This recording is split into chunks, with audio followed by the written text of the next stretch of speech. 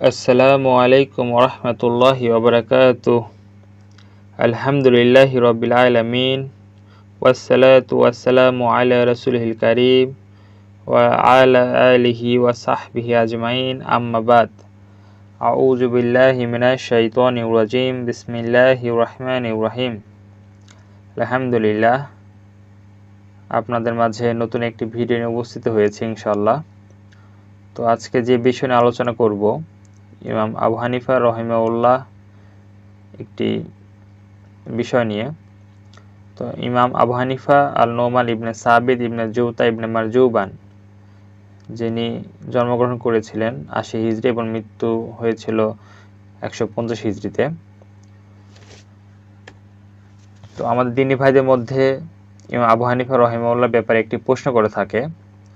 প্রশ্ন: ইমাম আবু হানিফা রহিমাহুল্লাহর বিষয়ে পূর্ববর্তী আহলে হাদিস আলেমগণ অনেক কঠিন মন্তব্য করলেও বর্তমান কালের বাংলাভাষী আহলে হাদিস আলেমগণ পূর্ববর্তীদের কঠিন মন্তব্যগুলো প্রচার করা থেকে কেন বিরত রয়েছেন এবং কেন তারা এগুলো প্রচার করতে জেনারেলে শিক্ষিত আহলে হাদিস ছেলেদেরকে নিষেধ করেন? উত্তর: ইমাম আবু হানিফা রহিমাহুল্লাহর বিষয়ে বাংলাভাষী আহলে হাদিস আলেমদের অভিমত হচ্ছে: নাম্বার 1, তিনি আকীদায় ছিলেন মুরজিয়াতুল ফুকাহা। মুরজিয়াতুল ফুকাহারা ভ্রান্ত মুসলিম, তারা কাফের নয়, তারা আহলে হাদিসও নয়, তবে তারা ভ্রান্ত মুসলিম হলেও আকীদাগত বিষয়ে আহলুল হাদিসদের সাথে তাদের মতভেদ নিতান্তই সামান্য। নাম্বার 2, তিনি হাদিসে দুর্বল ছিলেন। হাদিসে কেউ দুর্বল হলে ওনার কাছ থেকে হাদিস গ্রহণ করা হয় না। ইমাম আবু হানিফা রহিমাহুল্লাহর হাদিসে দুর্বল হওয়ার মুহাদ্দিসরা ওনার কাছ থেকে হাদিস গ্রহণ করেননি। ওনার মাধ্যমে পাওয়া হাদিসগুলো মুহাদ্দিসরা প্রত্যাখ্যান করেছেন। নাম্বার 3, তিন মানহাজে আহলুর রায় ছিলেন।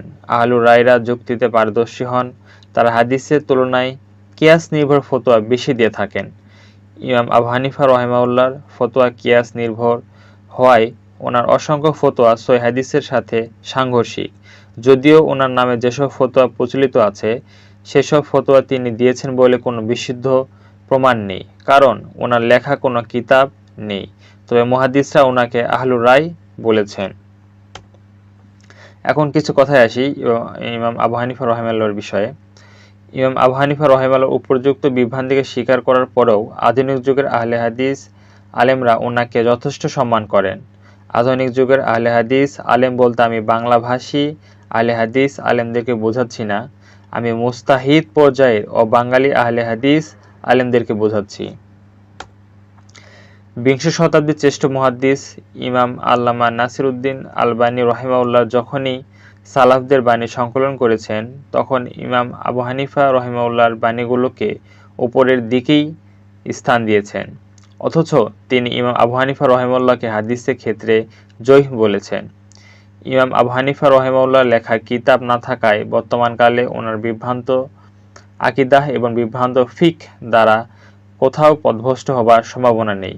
বর্তমানে কেউ আকীদাহ মানহাজের ক্ষেত্রে ইমাম আবু হানিফা রহিমাহুল্লাহকে অনুসরণ করেন না।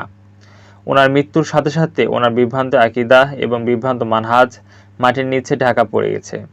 মাটির নিচে ঢাকা পড়া লাশকে খুঁচিয়ে দুর্গন্ধ ছড়িয়ে স্বাস্থ্যকর পরিবেশকে অস্বাস্থ্যকর বানানো প্রয়োজন নেই। এটা সত্যি যে পূর্ববর্তী মুহাদ্দিসগণ ইমাম আবু হানিফা রহিমাহুল্লাহ সম্পর্কে আরও অনেক কঠিন বাক্য উচ্চারণ করেছেন, কিন্তু আল্লামা নাসিরউদ্দিন আলবানী রহিমাহুল্লাহ, শাইখ আব্দুল আজিজ বিন বাজ রহিমাহুল্লাহ এবং শাইখ মুহাম্মদ বিন সালেহ আল উসাইমিন রহিমাহুল্লাহর মতো মহাপুরুষগণ সেসব কঠিন বাণীগুলো ঢাকঢোল পিটে প্রচার করার কাজটা করেননি। ওনাদেরই অনুগামী হিসাবে বর্তমান যুগে বাঙালি এবং অবাঙালি সালাফি আলেমরা সেসব কঠিন বাণী প্রচার করা থেকে বিরত রয়েছেন, কারণ এগুলো প্রচার করার মাধ্যমে দাওয়াতি মাঠের পরিস্থিতি উত্তপ্ত হবে, দাওয়াতি মাঠ সংকুচিত হবে এবং সব মিলিয়ে গুরুত্বহীন বিষয় নিয়ে রক্তারক্তি হবে। ইমাম আবু হানিফা রহিমাহুল্লাহ বিভ্রান্তি বর্ণনা করা থেকে বিরত থেকে বর্তমান যুগের আহলে হাদিস আলেমরা নিঃসন্দেহে বিচক্ষণতার পরিচয় দিয়েছেন। আমাদের উচিত আলেমদের নীতি অনুসরণ করা। মহান আল্লাহ তাআলা আমাদেরকে হেফাজত করুন। শেষ কথা বলে নিই। উপর্যুক্ত অভিমতটি আমার নিজের অভিমত, প্রচলিত অর্থে জনমত নয়। আমার নিজস্ব অভিমতের সাথে সবাইকে সহমত পোষণ করতে হবে এমন অভিমত আমারও নয়। তাই আজকে এই পর্যন্তই।